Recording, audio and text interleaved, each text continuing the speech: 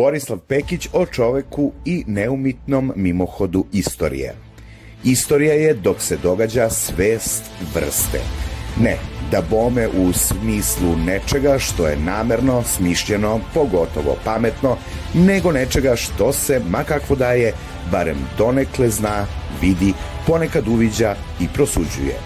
Kad se dogodi, odlazi u njenu podsvest.